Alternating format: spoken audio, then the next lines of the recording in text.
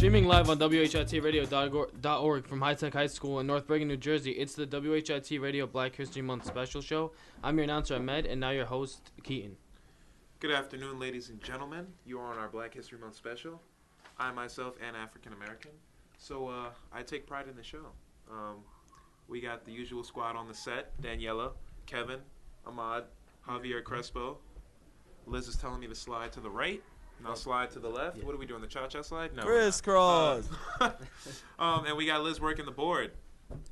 We got a few, big people. And we're not doing Muhammad Ali first. You take that off screen. We got a few people that we're going to talk about today on our show. Big names in Black history and, just American culture in general. And the first one is Daniela with none other than Rosa Parks. She took a seat and she said no, but it was much more than that. Daniela. Okay, so Rosa Parks was a civil rights activist, and she was born on February 4th, 1913.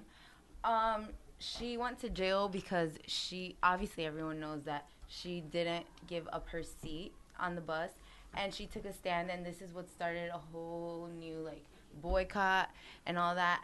So, I chose her because not only is she, black, but she's also a woman, and she stood up for what she believed in a time that there was, especially women couldn't talk, and neither could black people, mainly women as well, too.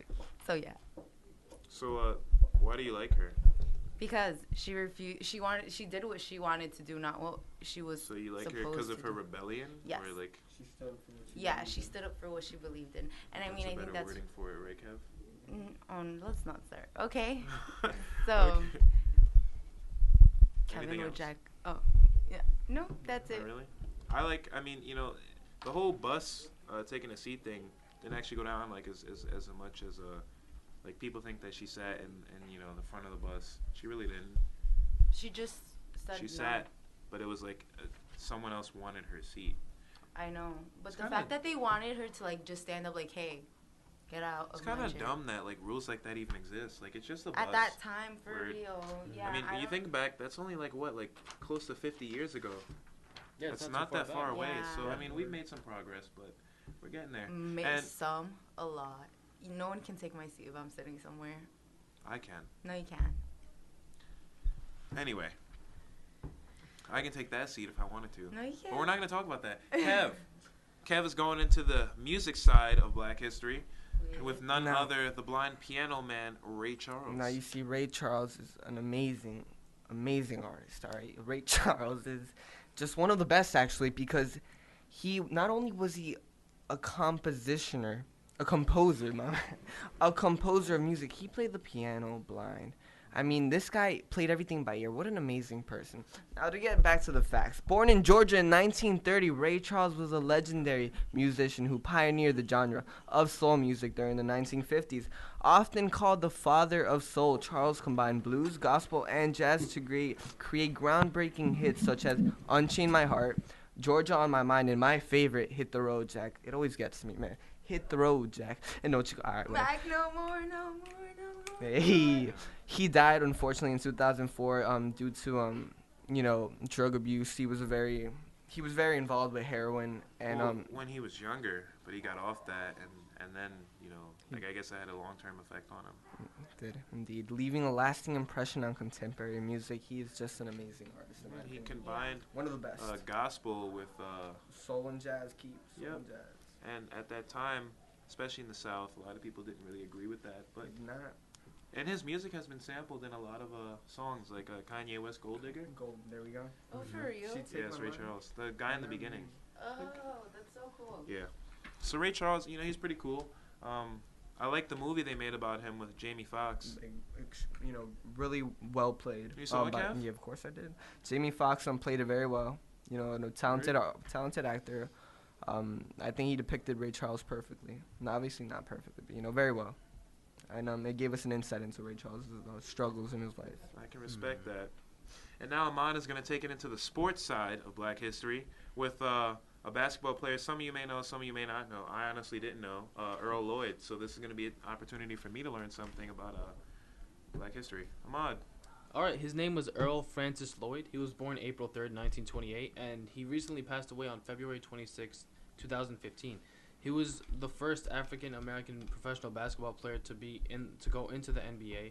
Also, when he was in the 1950 draft, there was also 3 other African American players to go into the same draft, but he was obviously picked before them. So Lloyd, he was a forward in basketball, and he was known for his defense. He played at West Virginia State College. He was selected in the 9th round of the 1950 NBA draft by the Washington Capitals. On October 31st, 1950, Lloyd became the first African American to play in an NBA game against the Rochester Royals. Wow. Yeah. And when he was playing basketball, he also won an NBA championship back in 1955, and he had, like, through his years in the NBA, he earned the nickname the Big Cat, I guess, for his stellar defense. Do you know how tall he was? His height, let's see, he was 6'5" and 225 pounds. Yeah. So he's about what, 2 inches taller than I am. You're 6'3"? Yeah. So you guys should call me the Big Cat now. I'm with that. Oh my god. Maybe the Wait, big dog. you should play basketball. Like, no professional I shouldn't, NBA. Danielle. Why should I play basketball? Because I'm tall? Because you're putting your height to waste. It's Because not. It's true. It's not. What are you doing? You could be a great basketball player. Why does my height... You know what? I appreciate that, but we're not going to get into that right now. I'm going to take it back to the boxing side. Okay, go. Actually, me and Javier both are, because we both like this guy. One of the greatest boxers... one of the greatest athletes in boxing history, winning both the coveted Golden Gloves title and the Olympic gold medal. None other than Muhammad Ali Cassius Clay, but he changed his name to Muhammad Ali when he converted to Islam, and he won a gold medal in 1960. In the following year after that, he got the Golden Gloves. All the fights he did throughout the 60s, he won by knockout. You see the man right up there.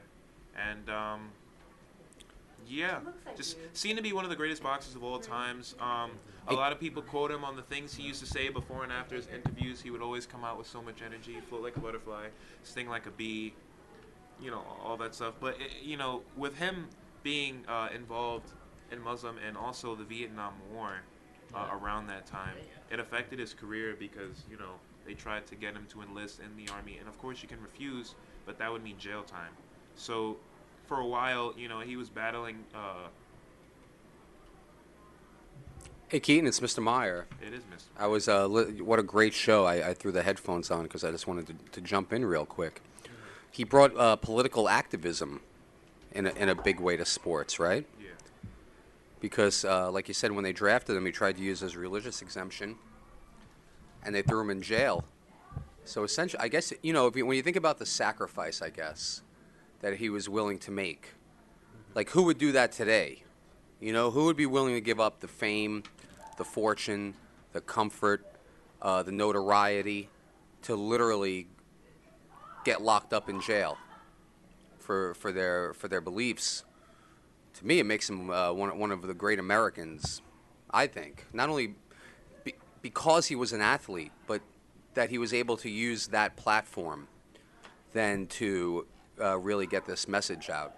I think it's a real show of sacrifice. Wow. True. And as I said, that's a very good point, Mr. Myers, because it did conflict with his career being in Islam. There were certain things that the nation wanted him to do that he didn't want to do. So he was also battling, that, and also marital problems. So it's just, and to have all you guys talk about, these different patriarchs or matriarchs in Black history, they all devoted some type of thing to America, and it's not like they did it, standing alone either. It wasn't just like pro-Black. There were whites and Blacks together, during those hard times that contributed.